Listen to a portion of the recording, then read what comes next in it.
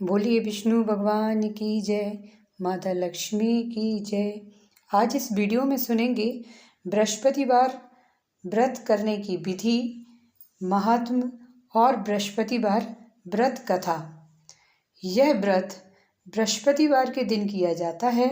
जो भी स्त्री या पुरुष इस व्रत को करना चाहे उसे बृहस्पतिवार के दिन सिर नहीं धोना चाहिए, अर्थात सिर में साबुन या मिट्टी नहीं लगानी चाहिए। इस दिन दाढ़ी या सिर के बाल भी नहीं बनवाने चाहिए। इस व्रत में सुबह ही स्नान आदि से निवृत्त हो लें। इसके बाद किसी केले के पेड़ के निकट जाकर पीले फूल और पीले चंदन से उसकी पूजा करना चाहिए। फिर अपने हाथ में जरा सी चने की दाल, गुड़ और एक पीला फूल लेकर बृहस्पतिवार व्रत कथा करनी चाहिए या किसी अन्य से सुननी चाहिए। जब तक कथा पूरी न हो जाए तब तक कथा कहने या सुनने वाले को वहाँ से ना तो उठना चाहिए और ना ही कुछ बोलना चाहिए। कथा पूरी हो जाने के बाद दाल, गुड़ और पुष्प पेड़ को समर्पित करके थोड़ा जल चढ़ाकर आरती गाते हुए धूप या दीप से उसकी आरती उतारनी चाहिए। अगर केले का पेड़ ना मिल सके तो यह सारी विधि विष्णु भगवान की मूर्ति या चित्र के सम्मुख करना चाहिए। व्रत वाले दिन केवल एक ही समय भोजन करना चाहिए। भोजन में चने की दाल, चने का हलवा आदि पीला आहार ही ग्रहण करना चाहिए। नमक का सेवन नहीं करना चाहिए। व्रत करने वाले व्यक्ति को छल कपट से दूर रहना चाहिए और मन, वचन, कर्म से शुद्ध रहना चाहिए। अब जानते हैं बृहस्पतिवार व्रत का महात्म्य। बृहस्पतिवार व्रत में बृहस्पति देवता का व्रत किया जाता है। वे सभी देवताओं के पूज्य गुरुदेव हैं। बृहस्पति देवता को विष्णु भगवान ही अंश माना जाता है, विष्णु भगवान का ही अंश माना जाता है और उनका स्थान केले की वृक्ष की जड़ में माना गया है। इसलिए इस व्रत में विष्णु भगवान अथवा केले की जड़ का पूजन किया जाता है। इस व्रत को करने से बृहस्पति देवता प्रसन्न होकर धन, धान्य, विद्या, बुद्धि, पुत्र, पौत्र आदि प्रदान करते हैं और व्रत करने वाले व्यक्ति की सारी मनोकामनाएं पूरी करते हैं। इस व्रत को करने से घर परिवार में सदैव सुख शांति बनी रहती है और समस्त विपत्तियां दूर होती हैं। इस प्रकार यह व्रत समस्त मनोकामनाएं पूरी करने वाला और उत्तम फल देने वाला है। आइए अब सुनते हैं बृहस्पतिवार व्रत कथा। प्राचीन काल में भारतवर्ष में एक बड़ा प्रतापी और दानी राजा राज्य करता था। वह ब्राह्मण और गुरु की सेवा करता था। वह गरीबों की सहायता करता था और उसके द्वार से कोई भी याचक कभी भी निराश होकर नहीं लौटता था। परंतु यह सब उसकी रानी को अच्छा नहीं लगती थी। वह ना तो व्रत करती, ना भगवान की पूजा करती और ना किसी को एक भी पैसा दान में देती। वह राजा को भी ऐसा करने से मना करती थी, लेकिन राजा नियम से व्रत, पूजा, दान आदि कार्य करता था। एक दिन राजा शिकार खेलने के लिए वन को चला गया। महल में रानी और दासी थीं। उस समय बृहस्पति देव साधु के रूप में महल के दरवाजे पर भिक्षा मांगने आए। साधु ने रानी से भिक्षा मांगी तो वह बोली, हे साधु महाराज, मैं इस दान और पुण्य से परेशान हो गई हूँ। इस कार्य के लिए तो मेरे पति देव ही बहुत हैं। इस समय वे यहाँ नहीं हैं। मुझे गृह कार्यों से समय नहीं मिल पाता। मैं सोचती हूँ कि इस धन के रहने से तो निर्धन रहना ही अच्छा है। फिर यह सारा काम धाम तो नहीं करना पड़ेगा।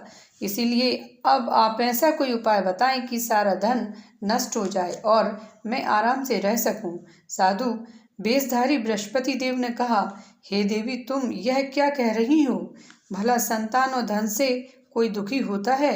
हे देवी, इन दोनों को तो सभी चाहते हैं। पापी व्यक्ति भी धन और पुत्र की इच्छा करते हैं। यदि तुम्हारे पास धन अधिक है तो उसका सदुपयोग करो। भूखे मनुष्यों को भोजन कराओ, वस्त्रहीनों को वस्त्र दो, प्याऊ लगवाओ, कुआं, तालाब, बावड़ी, बाग, बगीचे आदि बनवाओ तथा निर्धनों की कुंवारी कन्याओं का विवाह कराओ। इस प्रकार के कर्मों से तुम्हारा और तुम्हारे कुल का यश लोक परलोक में फैलेगा और तुम्हें स्वर्ग की प्राप्ति होगी। परंतु रानी पर साधु की बातों का कोई प्रभाव नहीं पड़ा। उसने कहा, हे साधु महाराज, मुझे ऐसा धन नहीं चाहिए जिसे मैं अन्य लोगों को दान देती रहूं और जिसे रखने संभालने में ही मेरा सारा समय नष्ट हो जाए। साधु ने कहा, हे देवी, यदि तुम्हारी ऐसी इच्छा है तो जैसा मैं बताता हूँ तुम वैसा ही करना, इससे तुम्हारी ये इच्छा पूरी हो जाएगी। तुम बृहस्पतिवार के दिन घर को गोबर से लीपना, अपने केसों को पीली मिट्टी से अच्छी तरह धोकर स्नान करना, कपड़े धोबी के यहाँ धुलने डालना, राजा से कहना कि वह हजामत करवाए। इस प्रकार 7 बृहस्पतिवार तक करने से तुम्हारा सारा धन नष्ट हो जाएगा। यह कहकर साधु महाराज रूपी बृहस्पति देव वहां से चले गए। साधु ने जैसा कहा था, रानी ने 7 बृहस्पतिवार तक वैसा ही करने का निश्चय किया। साधु के कहे अनुसार कार्य करते हुए अभी केवल 3 बृहस्पतिवार ही बीते थे कि बृहस्पति देव के कोप से उसकी सारी धन संपदा नष्ट हो गई। भोजन के लिए भी वे दोनों तरसने लगे। तब राजा ने रानी से कहा, हे रानी, तुम यहाँ रहो, मैं परदेश जाता हूँ। यहाँ पर मुझे सभी मनुष्य जानते हैं, इसलिए मैं यहाँ पर कोई कार्य नहीं कर सकता। देश चोरी परदेश भीख बराबर है। यह कहकर राजा परदेश चला गया। वहां उसे और कोई काम न मिला तो वह जंगल से लकड़ी काट कर लाने और शहर में ले जाकर बेचने लगा। इस प्रकार वह अपना जीवन व्यतीत करने लगा। इधर राजा के बिना रानी और दासियां दुखी रहने लगी। उन्हें किसी दिन भोजन मिलता और किसी दिन वे केवल जल पीकर ही रह जाती। एक बार रानी और दासियों को 7 दिन तक भोजन नहीं मिला तो रानी ने अपनी दासी से कहा, यहाँ पास ही के नगर में मेरी बहन रहती है, वह बहुत धनवान है, तू उसके पास जा और उससे 5 सेर बेजर मांग ला, जिससे कुछ दिन के लिए गुजर हो जाएगी। दासी रानी की बहन के यहाँ गई। उस दिन बृहस्पतिवार था। रानी की बहन उस समय बृहस्पति देव की पूजा कर रही थी।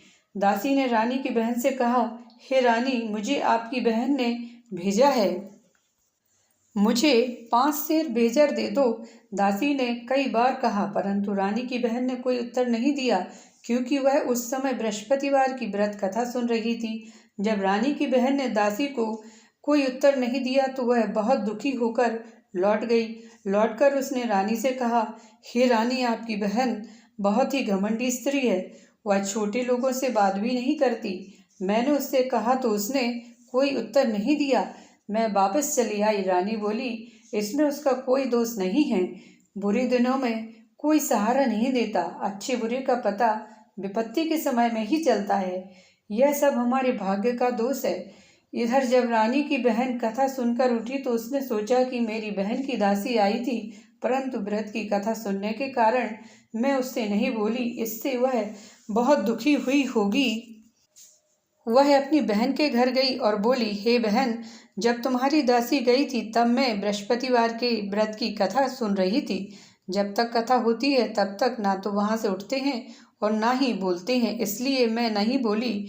अब तुम बताओ कि तुमने दासी क्यों भेजी थी? रानी बोली, बहन, मेरे घर अनाज नहीं था, इसलिए मैंने दासी को तुम्हारे पास 5 सेर बेजर लेने के लिए भेजा था।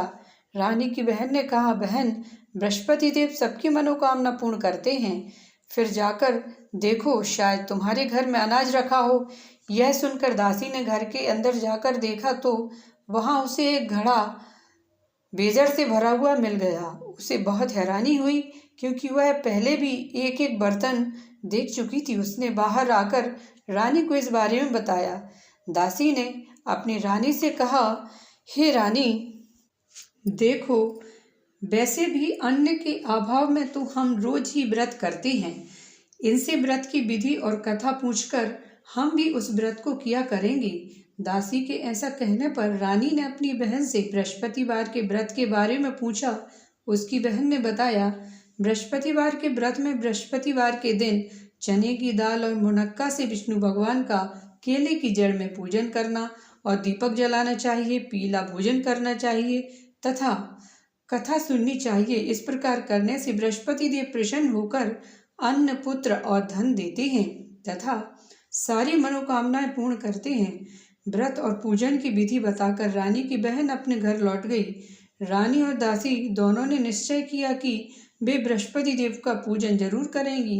7 दिन बाद बृहस्पतिवार के दिन उन्होंने व्रत रखा। वे घुड़साल में जाकर चना और गुड़ बीन लाई तथा उससे केले की जड़ तथा विष्णु भगवान की पूजा की।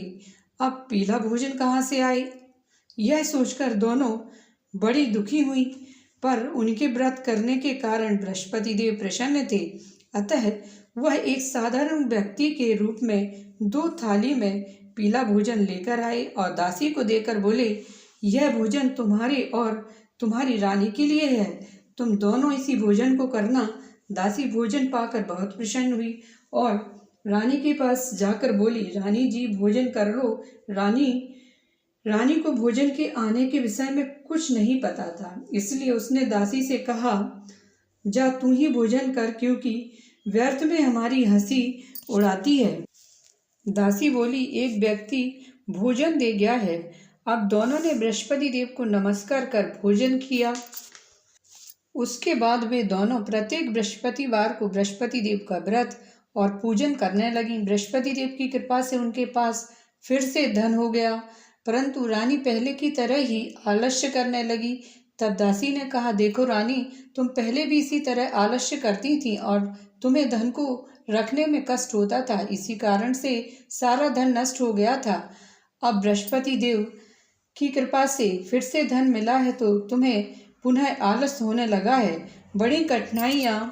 बड़ी कठिनाइयों के बाद हमने यह धन पाया है, इसलिए तुम्हें धन पुण्य करना चाहिए, दान पुण्य करना चाहिए, भूखे मनुष्यों को भोजन कराना चाहिए तथा प्याऊ लगवाना चाहिए, दीनहीनों को दान देना चाहिए, कुआं आदि का निर्माण करवाना चाहिए, पाठशालाएं बनवाना चाहिए, निर्धनों की कुंवारी कन्याओं का विवाह करवाना चाहिए और धन को शुभ कार्यों में खर्च करना चाहिए, जिससे तुम्हारे कुल का यश बढ़े तथा तुम्हें स्वर्ग प्राप्त हो। दासी की बात मानकर रानी इसी प्रकार सत्कार्य करने लगी।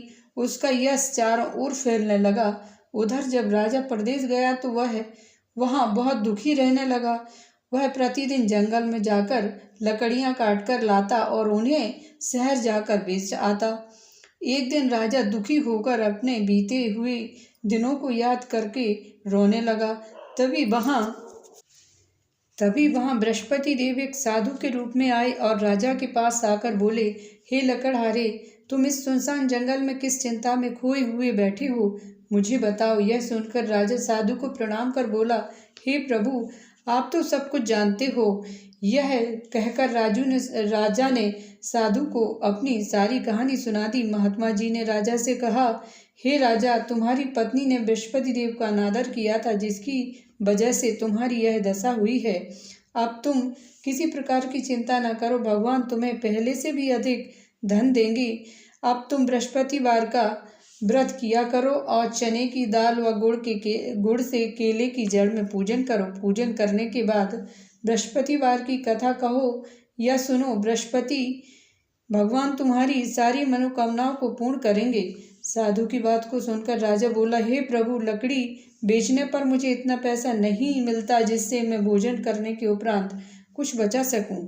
फिर बृहस्पति देव की क्या कथा कहूँ, यह भी तो मुझे मालूम नहीं है। साधु ने कहा, हे राजा, तुम किसी तरह की चिंता मत करो। बृहस्पतिवार के दिन तुम रोज की ही तरह लकड़ियां लेकर शहर जाओ। तुम्हें रोज से दुगना धन मिलेगा, जिससे तुम अच्छी तरह से भोजन कर सकोगे तथा उससे बृहस्पति देव की पूजा का सामान भी आ जाएगा। बृहस्पति देव की कथा इस प्रकार है।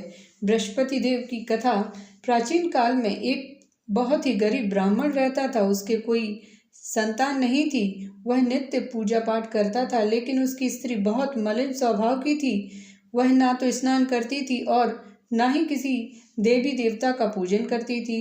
वह सुबह उठते ही सबसे पहले भोजन करती, बाद में ही कोई अन्य कार्य करती थी। इससे वह ब्राह्मण बहुत दुखी रहता था। वह पत्नी को बहुत समझाता, पर वह कुछ नहीं सुनती थी। भगवान की कृपा से ब्राह्मण की पत्नी की एक कन्या उत्पन्न हुई। बड़ी होने पर वह कन्या नित्य प्रातः स्नान करके भगवान विष्णु की पूजा करती और बृहस्पतिवार का व्रत भी करती। पूजा समाप्त कर विद्यालय जाती तो अपनी मुट्ठी में जौ भर कर ले जाती और विद्यालय के मार्ग में डालती जाती।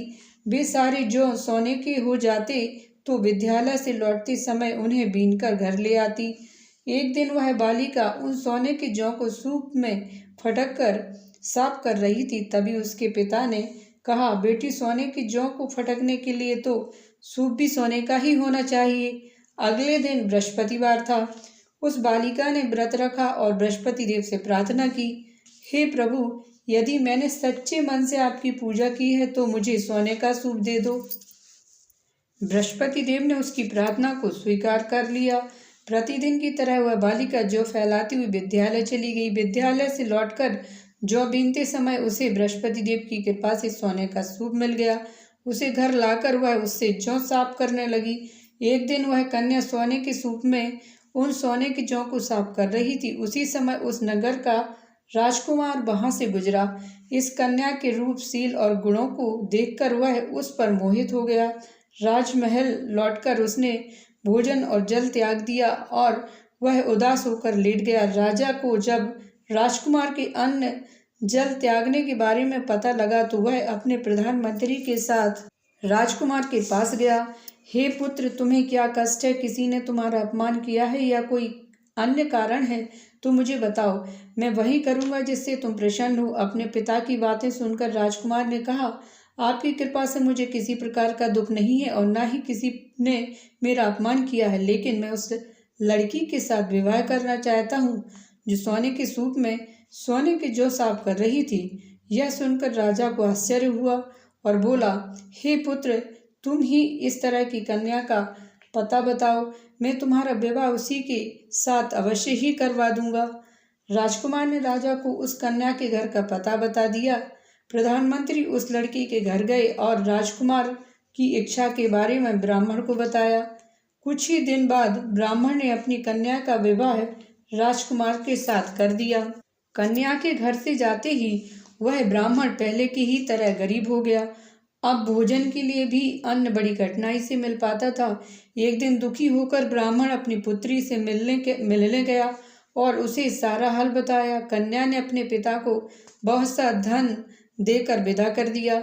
इस प्रकार ब्राह्मण का कुछ समय सुखपूर्वक बीता, लेकिन कुछ दिनों बाद फिर वही हाल हो गया। ब्राह्मण फिर अपनी कन्या के यहाँ गया और सारा हाल बताया तो उसने कहा, हे पिताजी, आप माताजी को यहाँ लिवा लाइए, मैं उन्हें वह विधि बता दूंगी जिससे हमेशा के लिए आपकी गरीबी दूर हो जाएगी। ब्राह्मण घर गया और अपनी पत्नी को साथ लेकर अपनी पुत्री के पास पहुंचा तो पुत्री ने अपनी माँ को समझाते हुए कहा, हे माँ, तुम प्रातः काल उठकर सबसे पहले स्नान आदि करके विष्णु भगवान का पूजन किया करो, तुम्हारे घर की सारी दरिद्रता दूर हो जाएगी। लेकिन उसकी माँ ने उसकी बात नहीं मानी। एक दिन उसकी पुत्री को बड़ा गुस्सा आया और उसने रात में एक खाली कोठरी में अपनी माँ को बंद कर दिया। प्रातःकाल उसे निकालकर और स्नान आदि करा के पूजा पाठ करवाया तो उस ब्राह्मणी की बुद्धि ठीक हो गई। अब वह नियम से पूजा पाठ करती और प्रत्येक बृहस्पतिवार को व्रत रखती। इस व्रत के प्रभाव से ब्राह्मण और ब्राह्मणी भी बहुत धनवान और सुखी हो गए तथा बृहस्पति देवता के प्रभाव से इस लोक का सुख भोगकर वे दोनों स्वर्ग को गए। इस तरह कथा कहकर साधु देवता वहां से अंतर्ध्यान हो गए। बृहस्पतिवार के दिन राजा जंगल से लकड़ी काटकर उन्हें शहर में बेचने गया। उस दिन उसे बाकी दिनों से अधिक धन मिला। राजा ने चना गुड़ आदि लाकर बृहस्पतिवार का व्रत किया। उस दिन से उसके सारे कलेश दूर हो गए, पर अगले बृहस्पतिवार को वह व्रत करना भूल गया। इस वजह से बृहस्पति देव उससे नाराज हो गए। उस दिन उस नगर के राजा ने एक विशाल यज्ञ का आयोजन किया और उसने अपने पूरे राज्य में घोषणा करवा दी कि कोई भी व्यक्ति अपने घर में भोजन न बनाए और ना ही आग जलाए। सभी लोग मेरे यहाँ भोजन करने आए। जो इस आज्ञा का पालन नहीं करेगा उसे फांसी की सजा दी जाएगी। राजा के आदेश अनुसार राज्य के सभी निवासी राजा के भोज में सम्मिलित हुए, पर लकड़हारा थोड़ी देर से पहुंचा, इसलिए राजा उसे अपने साथ महल में ले गया। जब राजा लकड़हारे को भोजन करा रहा था तो रानी की दृष्टि उस खूंटी पर गई जिस पर उनका हार लटका हुआ था। वहां उसे हार दिखाई नहीं दिया। रानी ने सोचा कि अवश्य ही मेरा हार इस लकड़हारे ने चुरा लिया है। उसने उसी समय सैनिक बुलवाकर उस लकड़हारे को बंदी गृह में डलवा दिया। जब लकड़हारा बंदी गृह में गया तो दुखी होकर सोचने लगा कि न जाने किस जन्म में मैंने पाप किया था जो मुझे यह दुख मिला है। उसी समय बृहस्पति देव साधु के रूप में प्रकट हुए और उसकी दशा को देखकर बोले, हे राजा, तूने बृहस्पति देव का व्रत नहीं किया, इसीलिए तुझे दुख मिला है। अब तू चिंता मत कर, अगले बृहस्पतिवार के दिन तुझे इस बंदी गृह के दरवाजे पर 4 पैसे पड़े मिलेंगे। उनसे तू बृहस्पति देव का व्रत और पूजन करना तो तेरे सारे कष्ट दूर हो जाएंगे। अगले दिन बृहस्पतिवार के दिन उसे बंदी गृह के द्वार पर 4 पैसे पड़े मिले। राजा ने पूजा का सामान मंगवाया और कथा कहकर प्रसाद बांटा। उसी रात बृहस्पति देव ने उस नगर के राजा को स्वप्न में कहा, हे राजा, तूने जिस व्यक्ति को बंदी गृह में बंद कर रखा है वह निर्दोष है। वह एक अन्य नगर का राजा है। उसे छोड़ दे। रानी का हार उसी खूंटी पर लटका हुआ है। अगर तू ऐसा नहीं करेगा तो मैं तेरे राज्य को नष्ट कर दूंगा। प्रातःकाल उठकर राजा ने खूंटी पर हार को टंगा हुआ देखा तो उसने लकड़हारे को बुलाकर क्षमा मांगी और राजा की योग्य सुंदर वस्त्र आभूषण देकर उसे विदा किया।